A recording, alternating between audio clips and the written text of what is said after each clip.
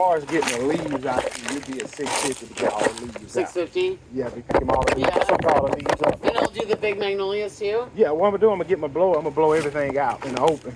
And just come back, suck it all up, and just keep dumping it on the trailer. Okay.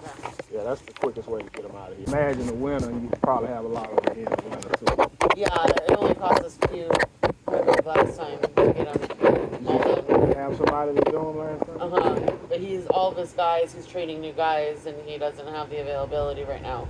Some guys, I don't know why. They did a great job, but there was like a crew. There was 3 of them. Right, and what I run into a lot of times, guys will do that, and when they realize they don't charge enough money, because 3 guys for $200, I just don't see how they can stay in business like that. And I get a lot of that. Either they can't get in touch with the last guy, or the last guy always gives you an excuse on why he can't. Well, yeah. Listen, I'm gonna use this as a teaching moment for some of you guys. Now, I don't know if y'all heard the audio too well, but she said the last guy that came over there removed the leaves, removed them for $200, and it was 3 guys. And I asked her, could you get back in touch with him? She said she couldn't get back in touch with him. He's busy at the moment. And what I've told y'all before, you are never too busy to come and make money, especially if you're profitable. The only time you don't have time to make money is when you're not profitable. And what it is, those guys weren't profitable on that job, because 3 guys splitting $200, that's a loss. Even if one guy was the owner and he hired 2 other guys, he still didn't make money. He could have paid them. Listen. She asked me, she said, are you working by yourself or do you have a crew? I said, well, it's just me. In the future, in saying it's just me, I'm going to say, well, it normally depends on the job, but this job right here, one person can take care of this. I'm going to take care of it.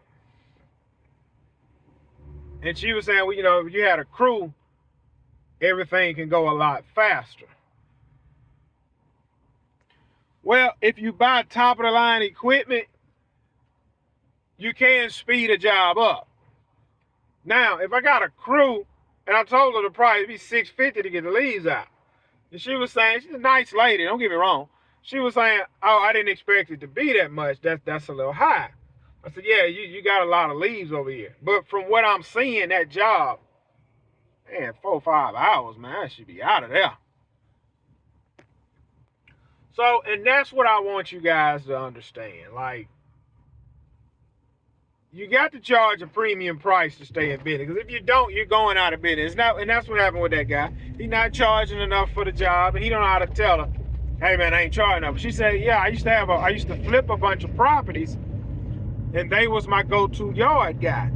And what happened, guys will feel like they owe the client something. You don't owe the client nothing. Because would it be the client to bring them so much work because they're priced so cheap?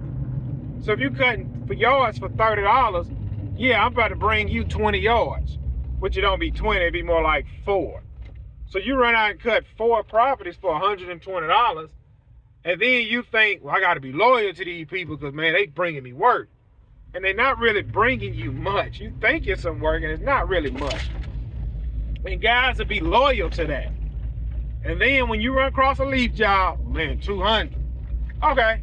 And then an hour into that leaf job, man, I ain't charging enough. Of course you didn't. Of course you didn't charge enough. But what did you go back to the client? Man, I ain't charging enough. I need to up the price. Some guys just eat it.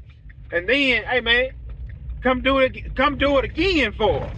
And then that's when you start crawfishing and lying. I'm sick, I'm hurt, I can't, this, that. And then you go out of business.